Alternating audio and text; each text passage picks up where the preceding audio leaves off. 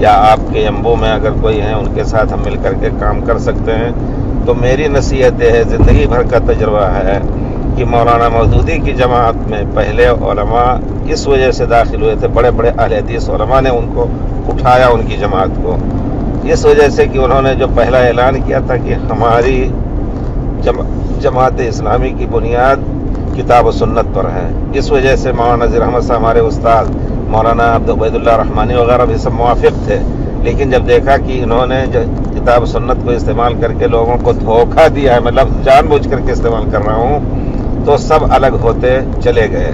جماعت اسلامی کے لوگ ہیں، ان میں سب سے بڑی برائی یہ ہے کہ وہ جمہوریت کو اسلام سمجھتے ہیں، اسلام کا نظام حکومت سمجھتے ہیں.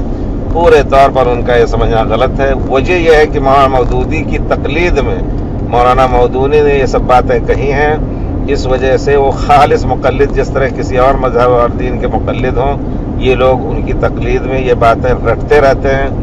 اور سب سے بڑی خرابی یہ ہے کہ صحابہ کے بارے میں مولانا مودودی کا عقیدہ صحیح نہیں ہے، خاص طور پہ حضرت عثمان رضی اللہ تعالیٰ عنہ یا ان کی جنہوں نے تائید کی، اور ان کی خاطر حضرت معاویہ اور حضرت علی کے درمیان جو کچھ ہوا، اس میں بہت سخت ان کے الفاظ ہیں کہ انہوں نے غلطی کی، اور بلکہ حضرت عثمان کو متہم کرتے ہیں کہ انہوں نے ملوکیت کی بنیاد ڈالی. پیارے رسول نے حدیث میں خود کہا ہے کہ اس کے بعد ملک آئے گا، لیکن ملکن و رحمہ رہے گا. حضرت معاویہ کے زمانے کو کہا ہے ملکن و رحمہ. اس کے بعد کے لوگ آئیں گے، ملکن عبود ہوگا، جس سے لوگوں کو تکلیف ہوگا، دانت کاٹنے والے بادشاہ یا بادشاہت. تو ہمارے مولانا نے حضرت عثمان رضی اللہ عنہ کو متہم کیا ہے کہ انہوں نے ملوکیت کے لیے راستہ ہموار کیا. سب سے بڑی غلطی جو کی انہوں نے حضرت عثمان کے رضی اللہ تعالیٰ عنہ کے بارے میں، کہ وہ کہتے ہیں کہ انہوں نے بیت المال کو اپنے قبیلے کے لوگوں پر خرچ کیا. اس وجہ سے لوگ ان سے مترفر ہوئے اور ان کے خلاف اٹھ کھڑے ہوئے، یہاں تک کہ ان کو شہادت نصیب ہوئی. یہ پورے طور پر جھوٹ ہے، جان بوجھ کر کے یہ جھوٹ بولا گیا ہے. بخاری شریف وغیرہ کی روایت میں صاف حضرت عثمان کا جب محاصرہ ہوا تو حضرت عثمان نے کہا تمہارے اعتراضات کیا ہیں؟ تم یہ کہہ رہے ہو کہ ہم اپنا مال اپنے اقارب کو دیتے ہیں، تمہیں معلوم ہے کہ ہمیں اللہ تعالیٰ نے اپنے لوگوں میں سب سے زیادہ مال اموال دیا ہے. تبوک کے موقع پر 300 اونٹ پالان کے ساتھ ہم نے اور تیاری اسلحہ کے ساتھ ہم نے تیار کر کے اللہ کی راہ میں دیا جہاد کے لیے. بیر روما اس وقت کسی یہودی کا تھا، کتنا مہنگا کنواں ہم نے خرید کر کے، حضرت عثمان رضی اللہ تعالیٰ نے کہا کہ ہم نے خرید کر کے وقف کیا اپنے پیسے سے. جس کو بھی دیتا ہوں اپنے پیسے سے دیتا ہوں. لیکن اس صحیح روایت کو مولانا نظر انداز کر کے، اور طبری وغیرہ کے ابو مخنف لوط ابن احیاء کے راستے سے جو شیعہ راوی ہیں، ان کے راستے سے جو روایتیں آئی ہیں، ان کا سہارا لے کر کے حضرت عثمان رضی اللہ تعالیٰ عنہ کو متہم کیا. پھر آگے چل کر کے جنگ صفین وغیرہ میں جو کچھ ہوا سب انہی کے ذمہ ڈالتے ہیں. یہ ان کی کتاب خلافت و ملوکیت میں اس کی تفصیل ہے. بہت بڑی غلطی ہے. موجودہ زمانے کے لوگ چونکہ جماعت اسلامی میں عالم نہیں ہوتا ہے. آج سے ہم نے 50 سال پہلے اپنے استاد سے سنا تھا کہ 2 جماعتوں میں علم نہیں ہوگا. علم ہوگا تو علم کو ایک طرف رکھ کر کے وہ ان جماعتوں سے منسلک رہیں گے. ایک جماعت تبلیغ، دوسرے جماعت اسلامی. واقعات نے پورے طور پر ثابت کر دیا کہ اس میں عالم نہیں ہوتے ہیں، اور اگر عالم ہیں تو دل کو محسوس کر کے اس میں زندگی گزارتے ہیں. جیسا کہ مولانا عبدالغفار حسن صاحب اہل حدیث ہو کر کے کام کرنے کے جذبے میں ان کے ساتھ بہت دنوں تک رہے، اور جوانی کا جو قیمتی وقت ہوتا ہے ان کے ساتھ گزارا، لیکن آخر میں اختلاف کر کے مولانا سے نکلے ہی. اور اسی طرح دوسرے لوگ بھی نکلے. اس وقت دلی کی جماعت میں جلال الدین عمری، اللہ تعالیٰ ان کو اچھا رکھے، میں جانتا تھا کہ بہت ہی معتدل فکر کے ہیں، عالم ہیں، لیکن وہ اپنے علم کو قربان کر کے ان کا ساتھ دے رہے ہیں. اور ساتھ دینے کا معنی یہ ہے کہ یہ اتنے بے بصیرت ہیں. مولانا مودودی کے اوپر بھی یہاں ضرب آتی ہے کہ جب خمینی آیا تھا، اور خمینی کے آنے کا بیک گراؤنڈ کیا ہے، اس کو سب سامنے رکھتے ہوئے جمہوریہ اسلامیہ کا لقب قبول کیا انہوں نے، اور جب آیا تو اپنی جماعت اخوان اور جماعت اسلامی اور انڈونیشیا کی حزب معشومی، جن سب کا تینوں کا منہج ایک ہے، ان کا ایک مشترکہ ان کی کانفرنس ہوئی. اس میں پاس کیا گیا کہ تمام تینوں جگہوں کے لوگ 35 آدمیوں پر مشتمل خاص طیارہ لیا جائے اور خمینی کے پاس جا کر کے تہنیت دی جائے، اس کو مبارکبادی دی جائے جمہوریہ اسلامیہ کی.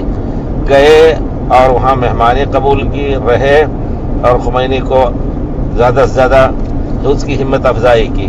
حالانکہ دنیا جانتی ہے کہ رافضی کبھی مسلمانوں کے نہیں ہو سکتے ہیں، ہم ان کو کافر کہیں گے. جو یہ عقیدہ رکھتے ہیں کہ حضرت ابو بکر کافر، حضرت عمر کافر، حضرت عائشہ جہنمی اور زانیہ، قرآن کا انکار کر رہے ہیں، اس وجہ سے ان کو کافر کہیں گے.